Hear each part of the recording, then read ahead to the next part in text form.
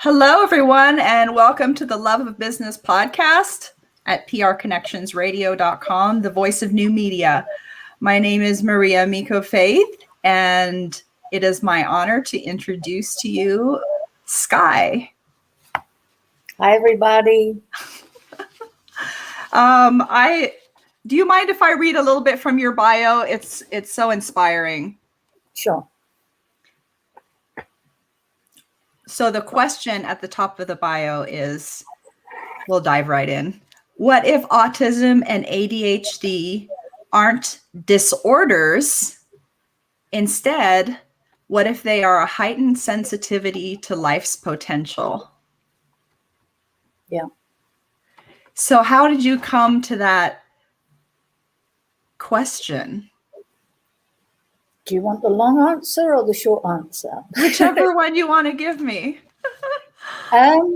So I have ADHD myself, and I was the naughty wild child at school. And I went to all kinds of therapists. They didn't help. Well, so I was the wild child at school, but I ended up ostracized, and I struggled, anxiety, depression, all that kind of stuff. And when I came out of school, I was one big mess. So I went off and found myself like 20 different therapists. None of them could help me. So I thought, well, better save myself a bunch of time and money and become one. So I did. Qualified in England as a psychotherapist. And that didn't help me either. So I thought, oh, no. So then there was nothing else that I could find at the time. So I traveled the world setting up businesses. And then I was with somebody who also had a struggle of a background, and he passed away when I was 40. So I took off to the mountains for the next 5 years and lived there a very spiritual existence. And also I was studying all the motivational people. So now I was mixing psychotherapy, like awareness, with motivation, action, and spirituality alignment. Still, it wasn't enough. Still, I was struggling. So I thought, wow, well, I'm looking at overcoming dysfunction and struggle. Why don't I look at brilliance? So then I started studying savants.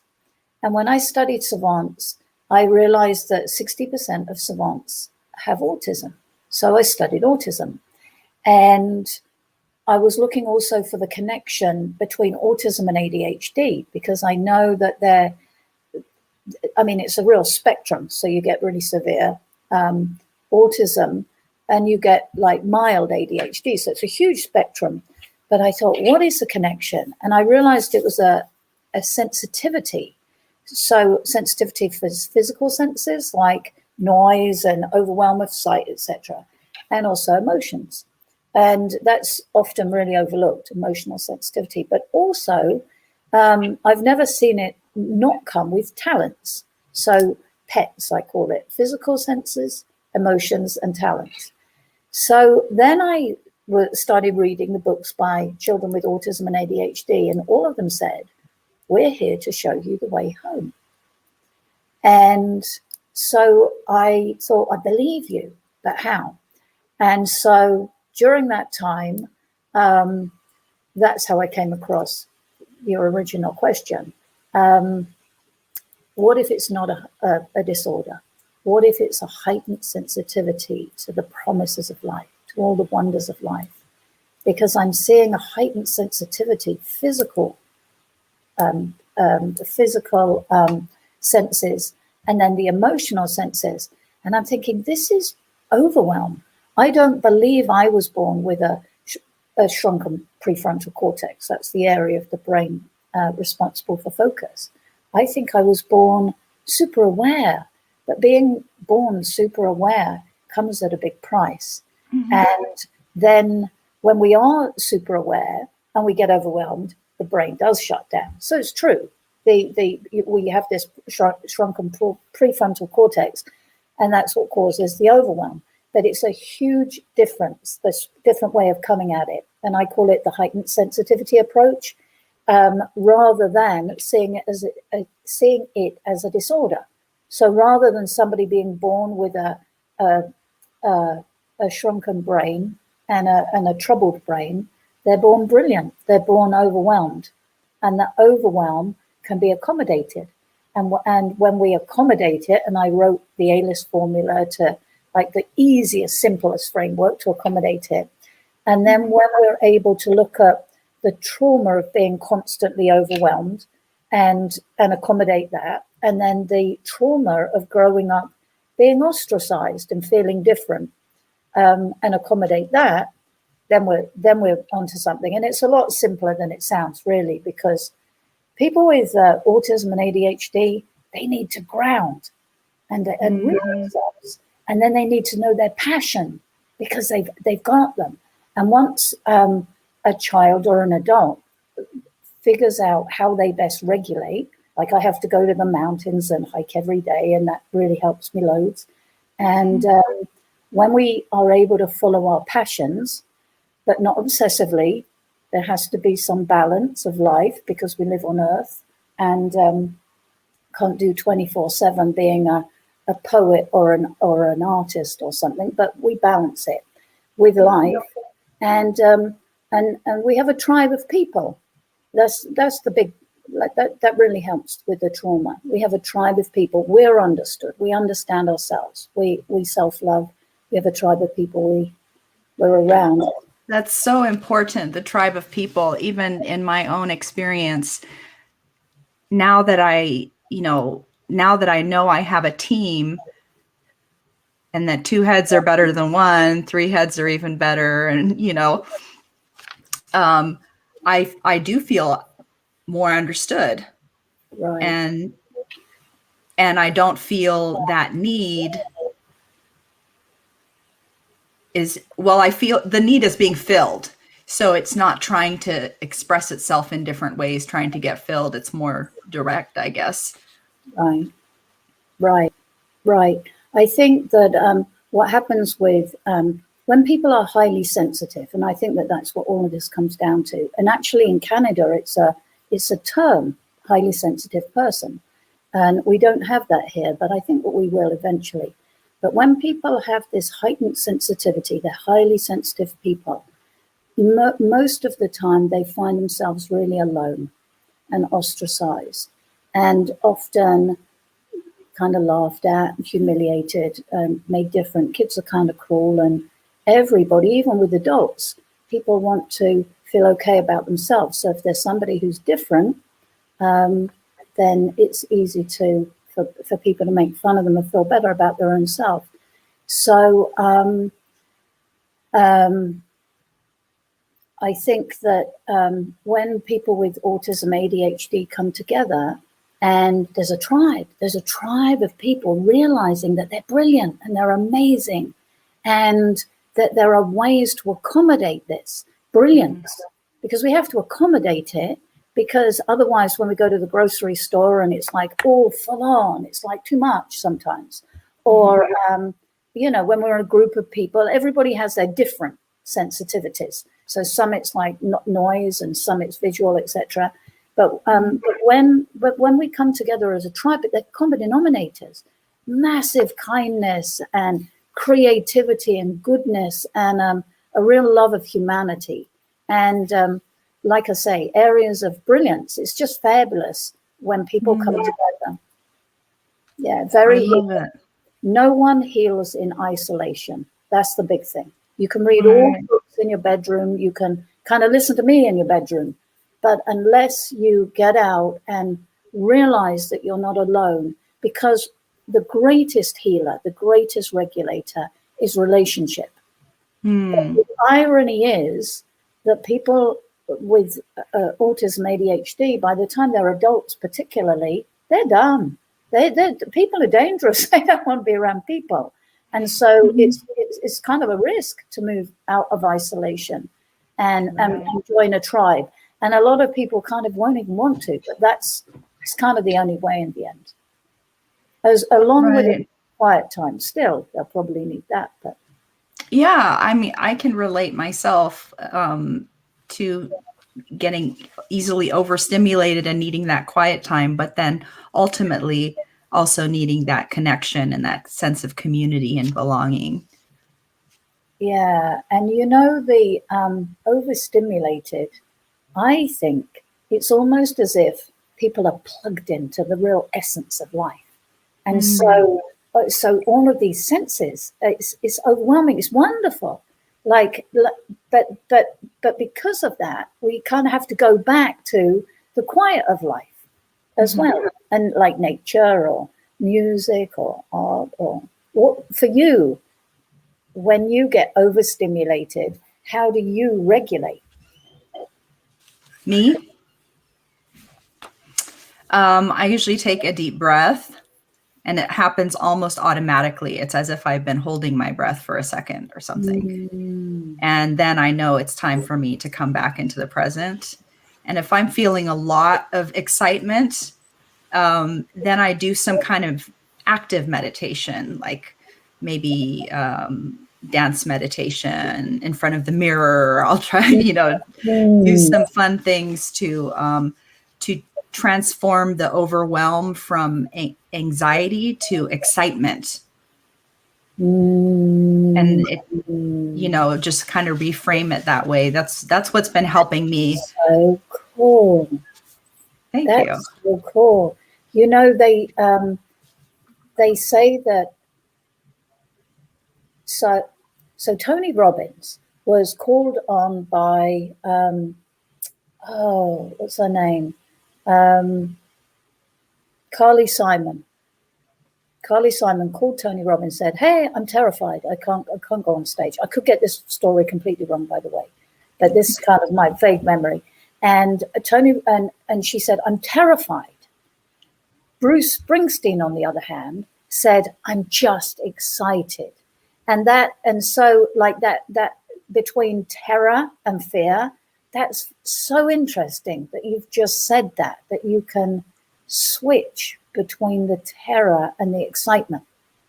Yeah, it's come as a real, I don't know what the word is, but I guess relief to have that tool now, where for a while from trauma, I carried just a lot of tension, and I would just always be carrying that. And I realized, after doing all these things to try to help myself, and even being pretty positive and optimistic, I still was having that sense of not enoughness, And so then I thought, well, what if I'm not really, what if my frustration is actually misdirected? Like, I'm frustrated because I don't realize how awesome I am and how exhilarated I am to be at this place in my life, because there's been trauma, but there's been triumph too. And maybe I don't know how to handle that. Right. Gosh, this is such good stuff. Oh, thank you. Yeah. Really. Yeah. And that's really the essence of this. What if autism and ADHD aren't a disorder, but a brilliance? Yeah. Yeah. Yeah. Wow. And so there must be a lot of people who are out there who are listening who think that they're like not enough and that they're different and that they're struggling and like looking at like trying to be positive, but feeling overwhelmed with the feeling of worthlessness and powerlessness and shame and not enough. And it is about switching that and seeing the triumphs, although I can almost hear everybody yelling and saying, "But I can't, it's hard. You don't know what it's like for me. I'm in my room, I'm isolated, I'm depressed, I'm anxious, I'm despairing. What can I do?" And it is a huge toolbox, like you say, breathing, knowing that there's a different framework. That's really what I'm bringing, a different framework, different way of looking at this. It's so powerful. Yeah, and that's really what you've just said, a triumph over trauma. And always, this is what really drives me, the most beautiful, brilliant, phenomenal people in this life. All all the big inventors, all the world changers, Edison and Tesla, and all of these people have had this brilliance running through them, but they've struggled.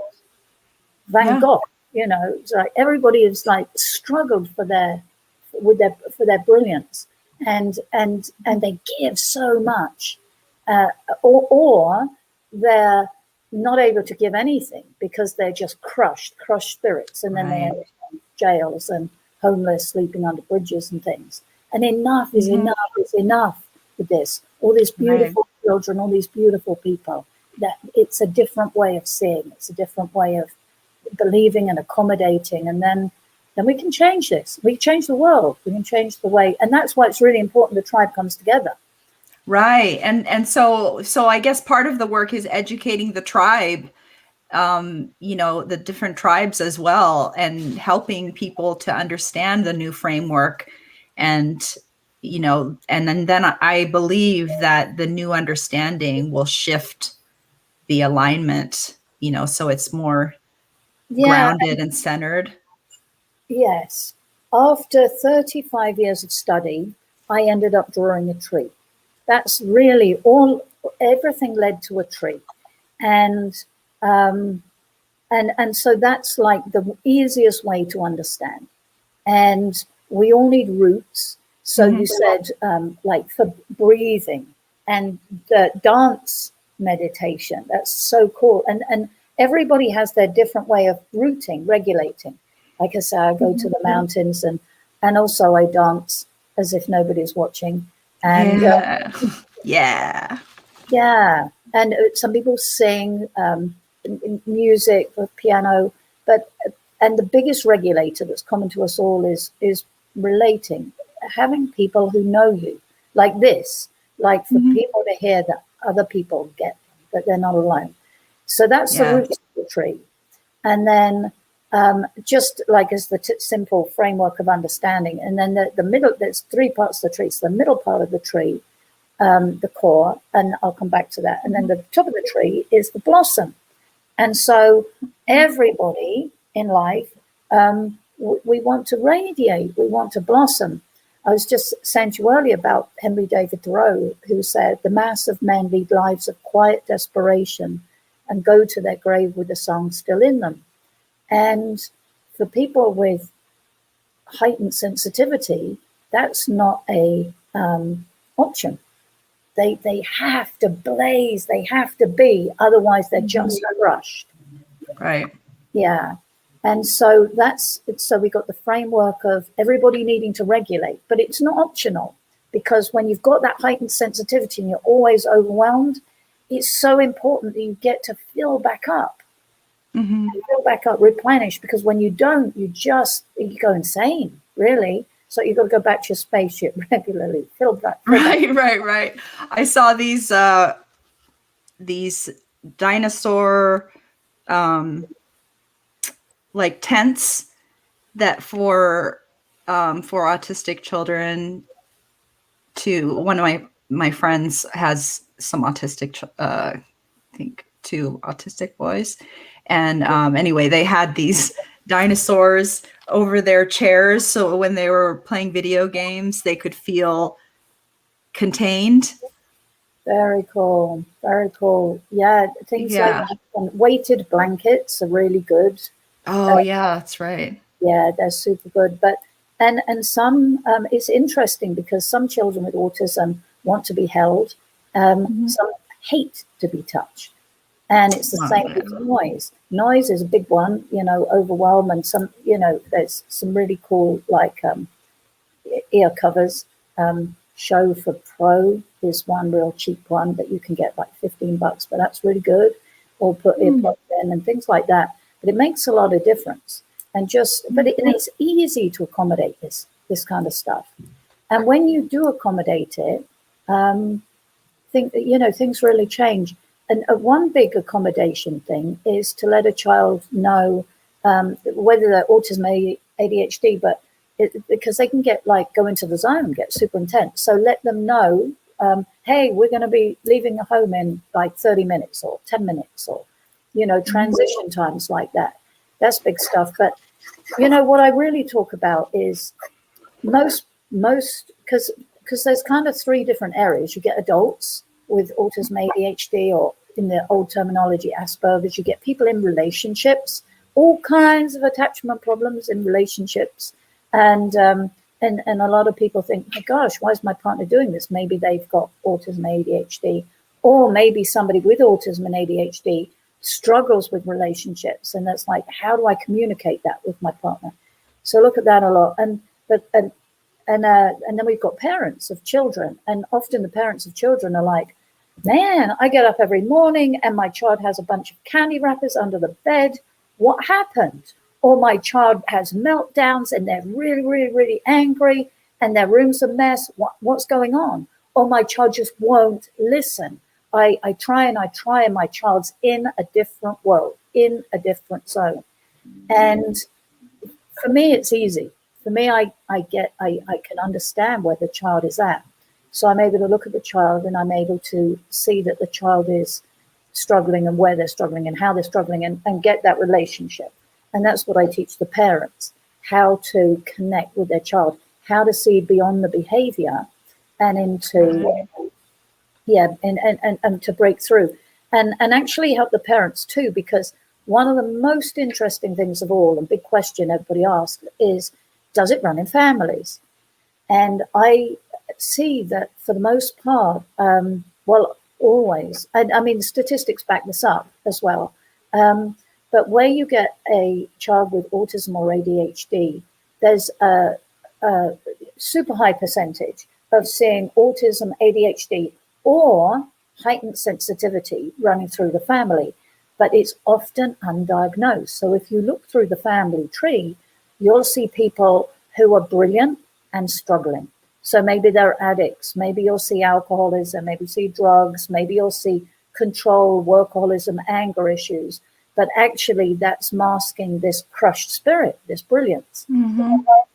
And so therefore, often parents are brilliant themselves. You'll usually have a brilliant parent of struggling children, and parents need help. They're going out of their mind too. So they've got this difficult child, and the child, say the child is difficult is wrong. The child with difficult behaviors. So they're struggling with to cope with the child who's throwing tantrums and things. And they're very often brilliant people who struggle a little bit with their own stuff. And so it's just like this double whammy. So able to help with that. Yeah. That's fantastic. I love this quote that you put in your bio. Never again shall a child suffer alone and be ostracized because of difference, only to become an adult who carries the burden of being unknown, misunderstood, and lost. That's what I live, sleep, eat, breathe. I am done seeing these children suffer. In the beginning, I went back and I looked at myself as a child, and I never stood a chance. I came from brilliant parents, actually, but they were troubled parents. And then I grew up in a boarding school, so like an institution, and I was ostracized because I was different. So by the time I came out of school, I was a real hot mess. And then I went and carried that pattern through in my work and my life and my relationships. And I thought, gosh, I can't go back because I'm an adult now. I can't go back and help the child I was, but I need to stop this. I need to stop this struggle. And then along the way, I see, people, like I say, brilliant people who give so much to life. They've all struggled. And time again, now I work with parents of children or children themselves or adults who are, they know they're brilliant. They know there's more, but they're struggling. And I'm done with this. My great goal is that the heightened sensitivity approach will become a household name, that we will know that we've got brilliant, beautiful children. And there's a way of parents breaking through to children and understanding them. There's a way of parents understanding their own selves because they're likely brilliant themselves. And for adults, a way of people understand themselves. I am done with seeing the ramifications. Prison is the biggest institution for people with ADHD. Suicide rates are off the charts, anxiety, depression, and my life's work, my whole life's work has been or is still seeing this end. It's easy to be driven by it because I feel so passionate. Enough. And that's why you're on the Love of Business, because your passion and your commitment to your cause is you can see the love in your whole business. And on the line of business, what's really tough is to have an idea, to become an expert in the field, like I've had to become an expert in my field, not just as psychotherapist, but then also had to become a relationship expert and OCD, obsessive compulsive disorder, and eating disorders, all this, different expertise, all these different areas of expertise. Mm-hmm. And to get it out, then to have expertise in marketing. And because you have an idea, but if you can't get it out, mm-hmm. And it's yes, I would love to talk with you more about that, about getting things out, because I agree, it has to come out. It's the birth of unique creation. And when and that's why when you have a dream, that dream has to run through every fiber of your body, because if it didn't, I wouldn't keep going. It's just and especially as somebody with ADHD, because that obviously means struggle to focus, and my mind goes numb and fight and flight and trauma and all of this. So to get through that, to become an expert in my field, and to put together a brand new approach that's so different to science that says, hey, this is a neurological disorder from birth. And I'm saying, well, it becomes one, but not from birth. And then to figure marketing out. And that's not an area that interests me. And we all know that with autism and ADHD, if we're not interested, we just glaze over. Mm-hmm. But having to combat that, but that's obviously a part of how can I help people if I haven't gone there and done it myself. But that's absolutely the big thing for the Love of Business. When you have a dream that strong, it burns mm-hmm. through every fiber of your body, and you won't let it go. And it's almost like it comes from, it's way bigger than you. That's beautiful. Of course. So where can we find you online if people want to learn more about your work? The easiest place to find me is I've got two different websites. One for autism is called brillianceofautism.com. And one for ADHD is wheredifferencebelongs.com. It'll actually come up and show my name, but nobody can spell my name. So just put in wheredifferencebelongs.com and you'll find there's 60 blogs on ADHD for parents, for adults, for children, and also for people in relationships. And there's all kinds of free ebooks, the Relationship Survival Guide, a really cool ebook for parents, What Every Child Wishes You Knew About ADHD. It's like beautiful. We're actually going to publish it as a hard copy book too, because it's like so popular and nice. So it's good. And there's quizzes on there. There's all kinds of stuff. Wow. That's great. Well, thank you so much for your time and for sharing such a great wisdom with us today. Thank you also, everyone, for watching The Love of Business. Do stay tuned for more great shows at prconnectionsradio.com, the voice of new media.